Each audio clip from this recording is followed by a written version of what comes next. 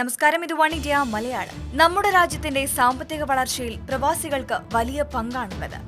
സ്വന്തം നാടും നാട്ടാരെയും ഒക്കെ പിരിഞ്ഞ് അന്യനാട്ടിൽ പോയി കഷ്ടപ്പെട്ട് ജോലിയെടുത്തിട്ടും പലർക്കും ഭാവി ജീവിതം സാമ്പത്തികമായി സുരക്ഷിതമാക്കാൻ കഴിയുന്നില്ല എന്നുള്ളതാണ് സത്യം.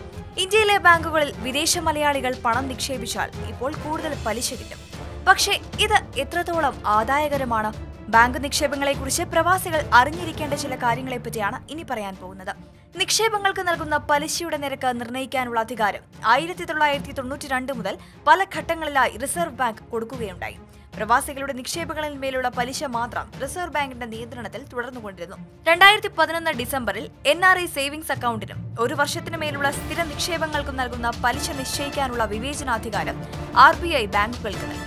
ഇന്ത്യയിൽ താമസിക്കുന്നവർക്ക് നൽകുന്ന പലിശ നിരക്കിൽ കൂടുതൽ പ്രവാസികൾക്ക് നൽകാൻ പാടില്ല എന്നൊരു നിബന്ധനയോടുകൂടിയാണ് ഈ സ്വാതന്ത്ര്യം ബാങ്കുകൾക്ക് നൽകിയത്. വിദേശത്തേക്ക് യഥേഷ്ടം പണം അയക്കാൻ അനുവാദമില്ലാത്ത NRO, അതായത് ഓർഡിനറി നോൺ റെസിഡന്റ് നിക്ഷേപങ്ങളുടെ പലിശ നിർണ്ണയിക്കാനുള്ള അധികാരം ബാങ്കുകൾക്ക് നേരത്തെ നൽകിയിരുന്നു.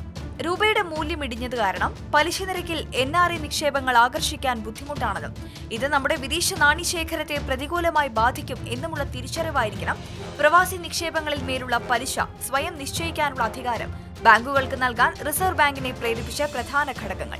NRI നിക്ഷേപങ്ങളുടെ പലിശ നിശ്ചയിക്കാനുള്ള അധികാരം ലഭ്യമായതോടെ ബാങ്കുകൾ ഇത്തരം നിക്ഷേപങ്ങൾക്കുള്ള പലിശ വളരെയധികം വർദ്ധിപ്പിച്ച് സ്വദേശീയ നിക്ഷേപങ്ങളുടെ പലിശയോളമാക്കിയിട്ടുണ്ട്. പ്രവാസികൾക്ക് പലിശ വർധന നിക്ഷേപങ്ങളിൽ നിന്ന് കൂടുതൽ വരുമാനമുണ്ടാക്കുവാനുള്ള അവസരം നൽകുന്നു.